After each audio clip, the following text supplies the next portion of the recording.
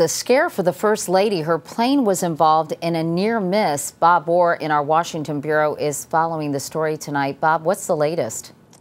Well, Katie, it's an amazing story. It happened yesterday as First Lady Michelle Obama was returning to Washington from a trip to New York.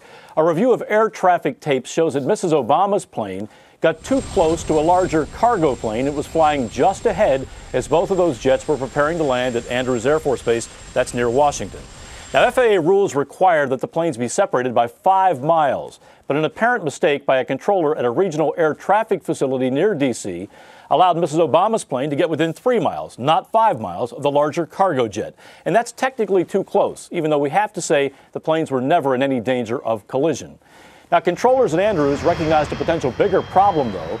The large cargo plane, a C-17 like the one shown here, could not exit the runway quickly enough to allow Mrs. Obama's plane, a military version of a Boeing 737, to make a safe landing. At first, controllers tried to slow down the 737 by having it do a series of turns, but then controllers ordered the First Lady's plane to abort the scheduled landing and do what is called a go-around. Essentially, the pilots were instructed to make one more lap, a circle, and then a second landing approach. Now, that's not uncommon, it's not unsafe, but when the First Lady is one of the passengers, of course, it gets plenty of attention. Now the FAA is investigating to find out why those two planes ever got too close in the first place.